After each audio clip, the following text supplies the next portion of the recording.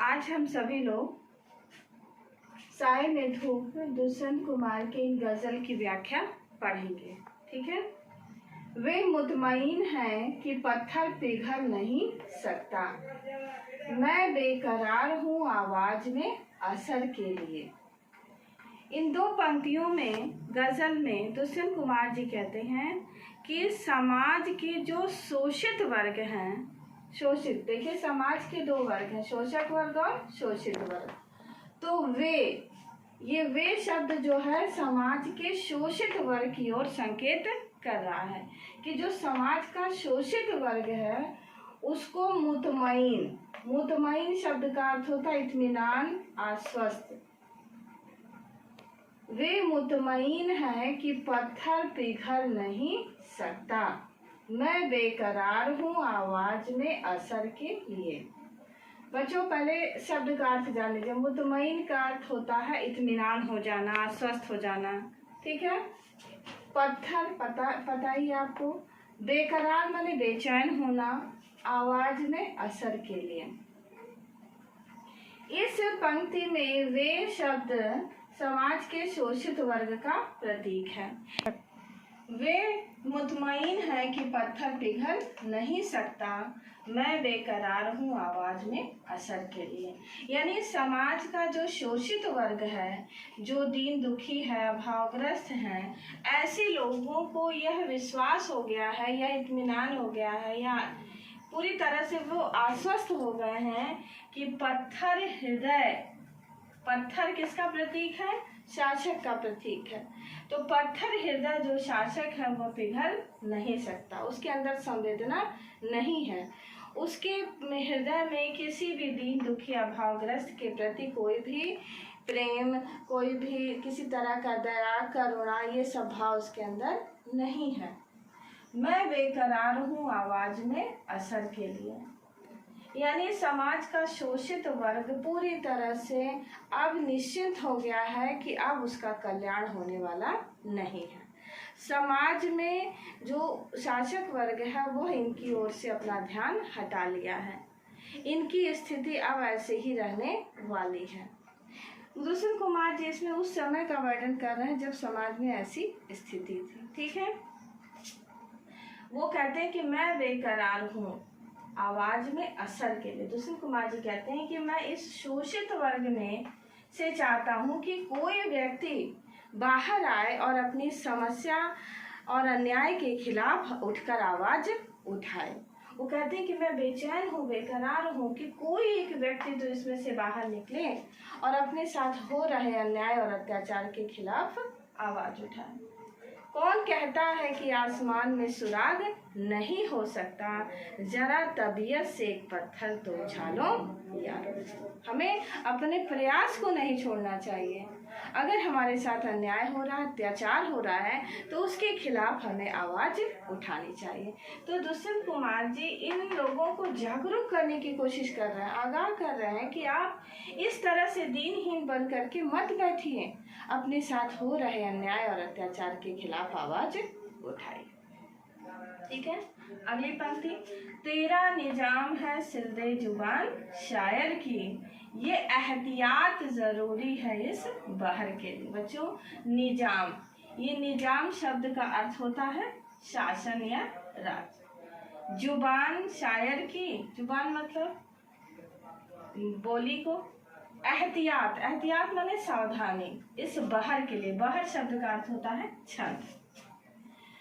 दुष्यंत कुमार जी उस क्रूर और अत्याचारी शासक की ओर संकेत करते हुए कहते हैं कि तेरा निजाम है, यानी तेरा शासन है, तू चाहे तो मेरी जबान को बंद कर दे। यानी तो इतना क्रूर और अत्याचारी है कि मैं अब दीन दुखियों को ऐसे जागरूक करता रहूँगा, उनको भड़काता रहूँगा तेरे खिलाफ, इसलिए तू चाहे तो मेरी आवाज़ को बंद कर दे। बच्चों आवाज़ को बंद करना मुहावरे का बड़ा ही सफल प्रयोग किया है, आवाज़ को दबा देना। तो दुष्यंत कुमार जी कहते हैं कि मैं इसी तरह से भड़काऊ गज़ल लिखता रहूँगा, कविताएं लिखता रहूँगा और लोगों को जागरूक करता रहूँगा। तो तू चाहे तो मेरी आवाज़ को बंद कर दे, अगर नहीं करेगा तो मैं तेरे खिलाफ इसी तरह से लोगों को भड़काता रहूँगा कि तू बड़ा ही क्रूर है अत्याचारी है।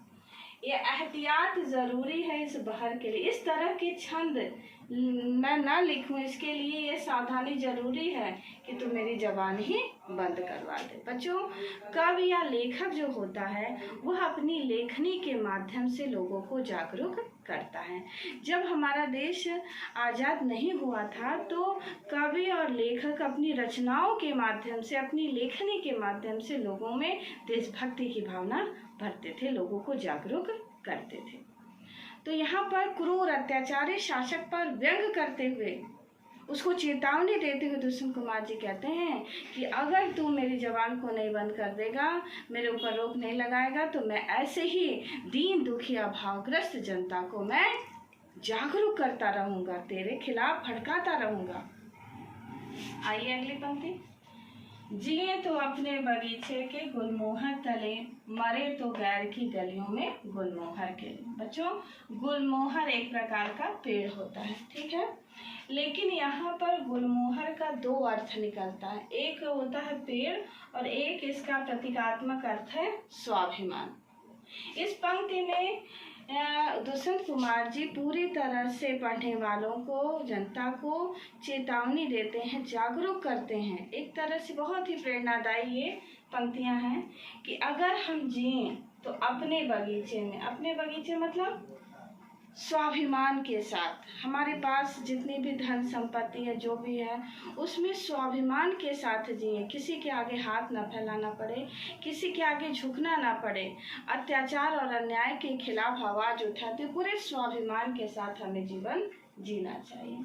मरे तो गैर की गलियों में गुलमोहर के लिए।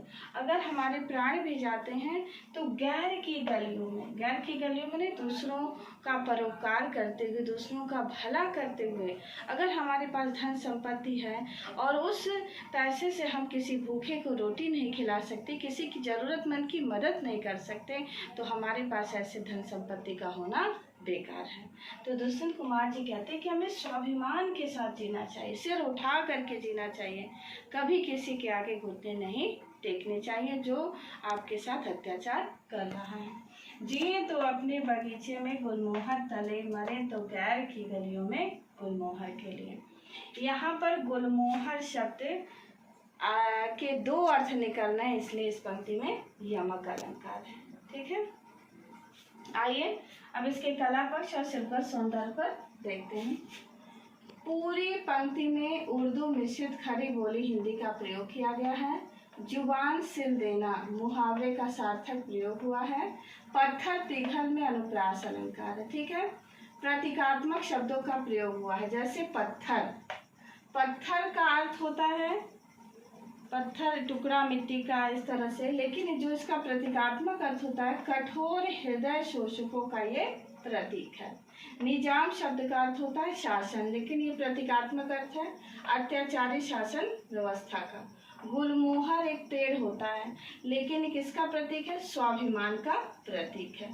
बच्चों, गुलमोहर शब्द में यमक अलंकार है। जब कोई शब्द एक से अधिक बार आता है और उसके अर्थ अलग अलग निकलते हैं तो वहाँ पर यमक अलंकार होता है, ठीक है। यहाँ पर गुलमोहर शब्द दो बार आया है, ठीक है। गुलमोहर, एक गुलमोहर का अर्थ है पेड़ और जो दूसरा गुलमोहर है मोहर, दूसरे गुलमोहर का अर्थ है स्वाभिमान। तो यहाँ यमक अलंकार वहाँ होता है जहाँ एक शब्द एक से अधिक बार आता है और उसके अलग अलग अर्थ निकलते हैं, ठीक है। तो यहाँ दो बार गुलमोहर आया है, पहले का अर्थ है पेड़ और दूसरे गुलमोहर का अर्थ है स्वाभिमान, ठीक है। कवि सामाजिक और राजनीतिक व्यवस्था में बदलाव चाहता है क्योंकि वो पूरी तरह से अपनी क्रूर और अत्याचारी शासक को देख करके परेशान है। वो चाहता है ऐसे व्यक्ति का चुनाव करना जो जनता के हित में कार्य कर सके, इसलिए वो आवाज़ उठाता है उसके खिलाफ और दीन दुखिया भावग्रस्त लोगों को जागरूक करता है कि अपने हक, अपने अधिकार के लिए आप आवाज़ उठाइए, ठीक है। पत्थर दिल शोषकों के विरुद्ध एक प्रभावशाली आवाज़ उठाने की बात करता है। शायर की आवाज़ दबाना अत्याचार का प्रतीक है। गुलमोहर के माध्यम से अपने स्वाभिमान के साथ जीने और मरने की बात कवि करता है। बच्चों, दुष्यंत कुमार जी ने जब यह गज़ल लिखा था तो उस समय देश और समाज की जो स्थिति थी उसका बखूबी वर्णन उन्होंने अपनी इन गज़ल के माध्यम से किया है।